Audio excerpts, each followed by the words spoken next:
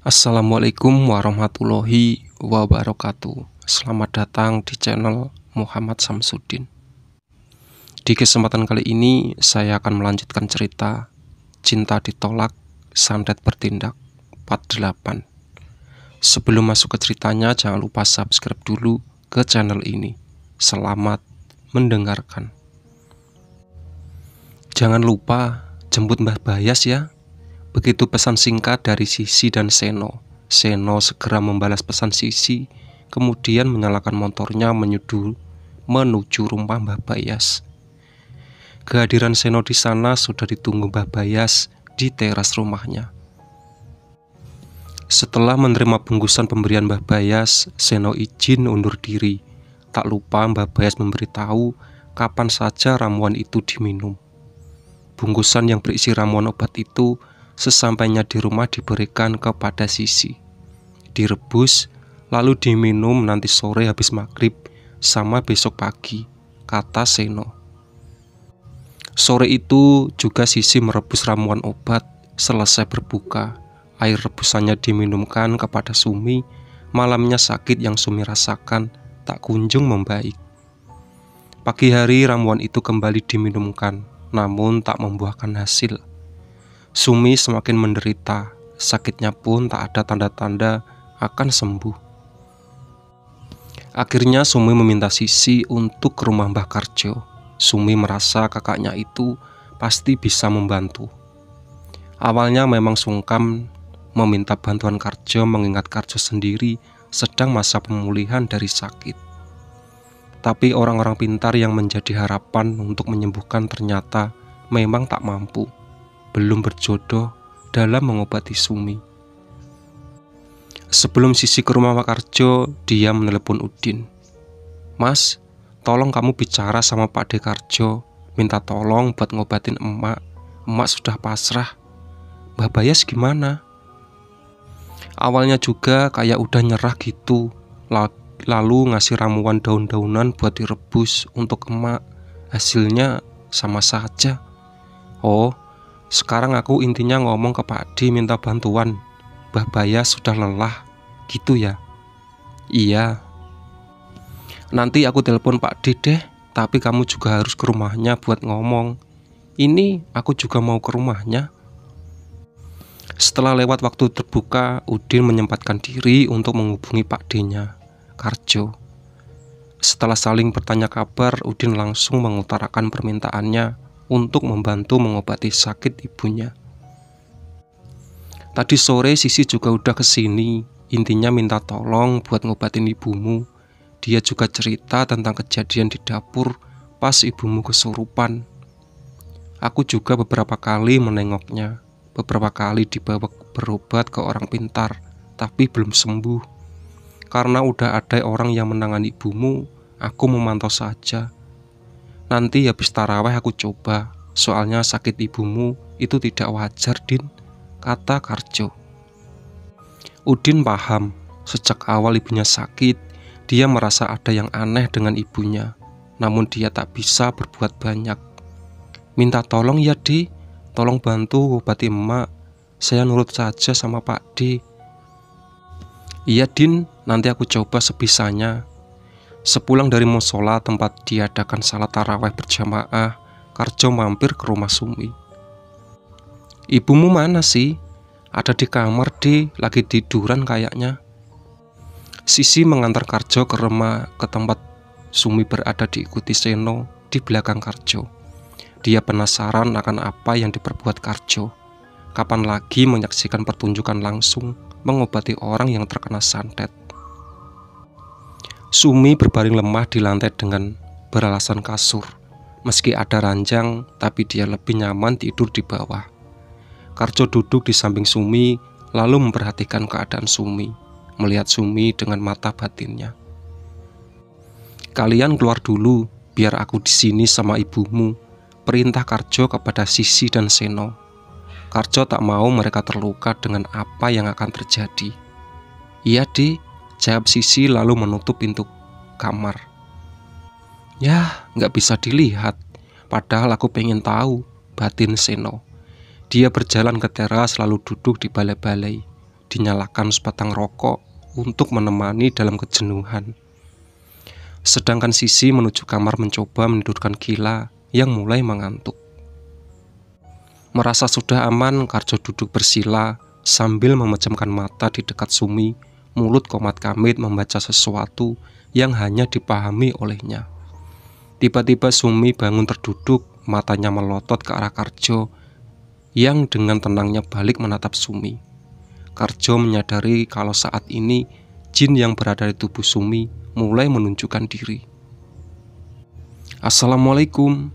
Karjo mengucap salam. Tidak ada jawaban. Alah, dikasih salam kok nggak jawab, protes Karjo. Jangan ganggu aku. Tiba-tiba jin di tubuh Sumi bersuara dengan sedikit geraman. Nggak keliru, justru keberadaanmu di tubuh Sumi inilah yang mengganggu Sumi. Kamu siapa? Aku Kironggo. Dari mana? Dari Gunung Lawu. Kamu jangan ikut campur. Yang sopan kalau bicara sama orang lebih tua. Aku nggak takut sama kamu dan teman-temanmu itu. Kamu nggak boleh di sini. Kembali ke tempatmu sana, kata Karjo. Secara usia Karjo memang belum genap 60 tahun. Namun dia punya beberapa penjaga tak kasat mata yang usianya sudah ratusan tahun. Nggak bisa. Kenapa nggak bisa? Tinggalkan aja kok nggak bisa. Aku di sini karena ada yang nyuruh. Aku dikasih imbalan. Apa imbalannya? Nggak tahu. Jangan bohong. Masa nggak tahu? Jin itu bergeming lalu berkata, aku diberi persembahan berupa bunga dan darah hewan. Selumbungan atau belumbungan adalah lubang galian di tanah. Siapa yang nyuruh kamu mengganggu Sumi? Disuruh sama Sabto. Siapa dia? Dia yang suka sama Sumi tapi ditolak, merasa disepelekan, makanya dipelet. Sudah dipelet tapi nggak mempan, jadinya disantet. Tapi nggak bisa langsung kena, menanti apesnya Sumi. Aku yang dikirim Sabto itu bukan orang sembarangan, dia orang pintar. Oh, dia itu dukun toh? Orang mana? Sana, sebelah timur Gunung Lawu. Lah iya, daerah mana? Pokoknya sana, aku nggak mau tahu nama daerahnya. Aku tahu itu, Magetan kan? Iya. Sekarang juga kamu harus pulang balik ke gunung sana. Hahaha, nggak mau. Jadi kamu mau pakai cara kekerasan? Baik, aku akan sumbat jalan rezekimu biar kamu mati pelan-pelan. Karjo lalu mengheningkan cipta, menyadari orang di depannya bisa dengan mudah melukainya. Jin itu mulai merasa gelisah.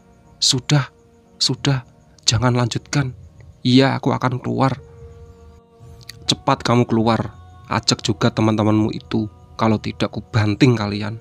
Karjo berkata lebih tegas. Sumi lalu bergeming. Dalam pandangan mata batin Karjo, beberapa sosok jin di tubuh Sumi mulai keluar. Satu-satunya adalah jin yang kemarin siang merasuki Sumi saat jin Iman itu enggan keluar. Ada sosok jin lain yang mendorongnya agar jin itu segera pergi. Melihat jin yang enggan keluar, Karjo jadi sedikit sebal. Karjo melayangkan pukulan ke arah jin yang enggan keluar tersebut. Jin itu pun segera menghindar lalu bergegas pergi. Pukulan Karjo melesat dan hampir saja mengenai jin lain yang tadi mendorong jin kiriman dukun itu. Aduh, hampir aja mengenai aku. Jangan, Kang Karjo, hentikan. Ini aku, kata jin tersebut. Dia mengira Karjo hendak melukainya. Karjo tertegun, siapa itu? Kenapa dia tahu namaku? Dan suaranya seperti suara anak perempuan. Kamu itu siapa? Bagaimana kamu tahu namaku? Tanya Karjo. Jin itu lalu menampakkan diri. Karjo terkejut, berulang kali diamati sosok itu. Jin itu dengan perawakan gadis kecil yang begitu familiar.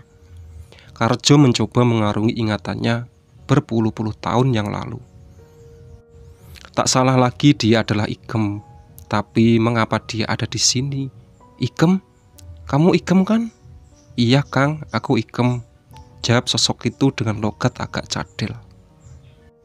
Bagaimana kamu bisa ketemu di sini. Aku ikut Mbak Yumu, Kang. Aku jagain dia udah lama. Aku tadi mendorong jin yang dikirim Sabto agar cepat keluar. Malah aku yang kamu mau pukul. Aku nggak tahu itu kamu, Nduk. Maafin ya, ujar Karjo cengengesan. Ada yang mau kusampaikan ke anaknya Mbak Yu. Panggilannya ke sini dia, Kang. Ikem lalu merasuki tubuh Sumi. Karjo pun memanggil Sisi yang menyadari dari tadi mendengarkan perbincangan Karjo dengan jin kiriman. Sekarang Sisi tahu nama orang yang telah mencelakai ibunya. Sini, ajak Seno juga, panggil Karjo. Iya, Dek, sebentar. Tak lama kemudian Sisi masuk ke kamar bersama Seno menemui Karjo. Dilihatnya Sumi sedang duduk melihat mereka berdua masuk ke kamar. Ini Le Ikem mau ngomong sama kamu sih, kata Karjo sambil menunjukkan ke arah Sumi. Sisi pernah mendengar tentang Ikem dari Sumi, sedangkan Seno masih bertanya-tanya siapa itu Ikem. Setahu dia di depannya ini adalah Sumi, ibu mertuanya. Ini sakitnya Mbak Yu karena dikerjain orang, dikirimin jin.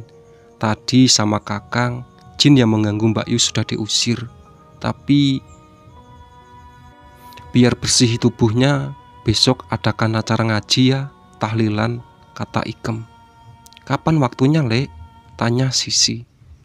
Setelah maghrib. Tahlilan kayak kirim doa orang meninggal. Iya, tapi doanya minta kesembuhan untuk Mbak Yu. Nanti yang ngaji cukup 3 orang saja. Kalau bisa ya kayak kakakmu, Mas Udin. Tapi kasihan kalau masmu disuruh pulang. Lalu Ikem menyebut posisi rumah 2 orang yang masih sekampung. 2 orang itulah yang nanti diminta tolong untuk baca tahlilan di rumah Sumi. Dari letak rumah yang disebutkan Ikem, Sisi tahu siapa orangnya. Namanya Suyat dan Dadi, orang ketiga adalah Karjo. Itu yang mengirim sandat udah lama. Kenapa ya baru sekarang? Tanya Karjo. Dulu Mbak Yumu selalu tidur di bawah. Orang yang tidur di ranjang cenderung lebih mudah kena santet. Mbak Yumu juga tidurnya nggak sole-sole, agak malam kemalaman. Sering baca zikir dahulu, bangunkannya sebelum azan subuh. Karjo mendengarkan sambil manggut-manggut. Setelah menyampaikan hal itu, Ikem pergi. Jadi nama orang yang menyakiti kamu adalah Sabto, Sum. Sakit hati gara-gara kamu tolak. Sekarang kamu istirahat. Semoga tak ada lagi kiriman lain dari orang itu, kata Sabto kepada Sumi yang sudah mulai sadar. Sumi terkejut. Sebenarnya dia tak begitu mengenal Sabto. Hanya saja pernah ada sedikit kejadian dengannya yang masih teringat jelas di benak. Orang itulah yang dulu pernah membersihkan dan memberikan penglaris ke warung makan Suharti. Beberapa tahun yang lalu, dari Suharti itulah Sabto mendengarkan nomor telepon Sumi. Aku suka sama kamu, mau jadi kekasihku, ungkap Sabto saat menelepon Sumi dulu. Sumi tahu itu Sabto sudah beristri. Dengan sopan, Sumi menolak. Maaf ya mas, saya ini maunya fokus mikir anak-anak, tak mau mikir yang lain dulu, kata Sumi. Hei, jangan sok jual mahal kamu. Asal kamu tahu ya, untuk membuatmu jadi suka sama aku itu perkara gampang. Tak akan menghabiskan kemenyan secuil. Gampang bagiku melet kamu. Sabto tampak diterima tolak oleh Sumi dan menunjukkan kesombongannya. Mendengar hal itu, Sumi sedikit kesal dan berkata, "Alah, pret." Panggilan telepon pun dimatikan oleh Sumi. Dari sanalah awal petaka yang dialami Sumi. Sabto yang merasa harga dirinya sudah dilecehkan oleh Sumi mulai melancarkan aksinya. Besok Suyat biar aku kasih tahu kamu ke rumah Dadi, ujar Karjo kemudian sambil menoleh ke arah Sisi. Iya dik, sekarang aku pulang dulu. Kalau ada apa-apa, ketuk aja pintu rumahku. Keheningan malam itu melegakan hati Sumi sekeluarga. Sumi bisa tidur nyenyak, setidaknya sakit yang dirasakan sangat berkurang. Lek dadi tak bisa nanti mak, kata istrinya belum tahu nanti pulang kerja jam berapa.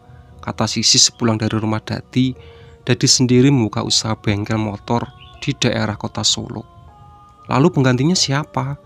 Tanya Sumi dengan logat sedikit terputus-putus. Aku tanya Pak D Karjo dulu mak. Sisi selalu bergegas menuju rumah Karjo. Begitu bertemu dengannya, Sisi menyampaikan kabar tentang Dadi. Apa aku ajak Pak Warto aja ya? Dia kan fasih tuh ngajinya. Pak Warto RT sebelah dik. Iya, nanti orangnya aku kabarin. Pak D atur aja. Terima kasih sebelumnya. Saya pamit pulang dulu dik. Di dapur Sisi melihat Sumi sedang menyiapkan adonan tepung terigu. Jadi bikin bolu mak? Tanya Sisi. Iya, masing-masing satu buat yang ngaji nanti, jawab Sumi.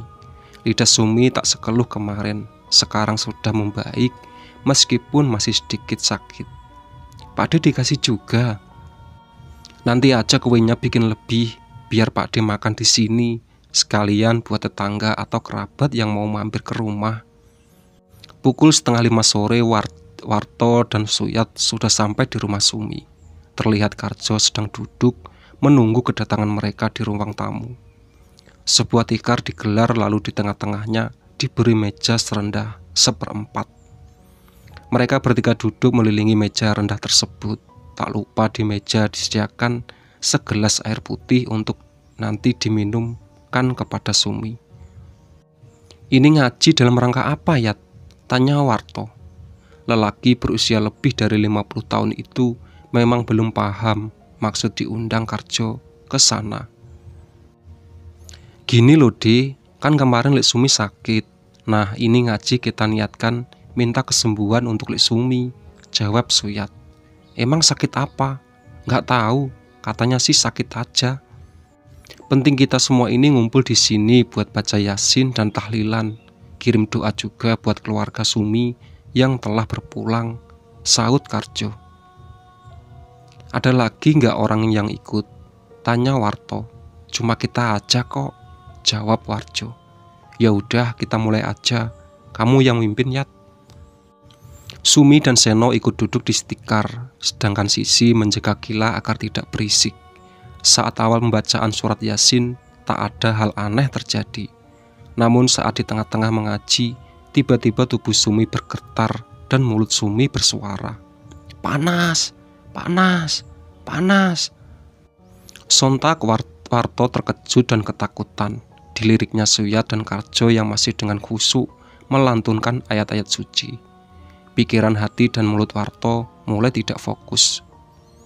Disembunyikan perasaan itu dengan menundukkan kepala dan sesekali melirik ke arah Sumi yang matanya mulai melotot. Ingin rasanya bantu dan menjauh, tapi ditahannya rasa itu. Aduh, ada apa ini? Pikir Warto dengan rasa yang takut semakin mencekam. Itulah sahabat cerita dari Cinta Ditolak, Santet Bertindak. Ditunggu part selanjutnya. Oke.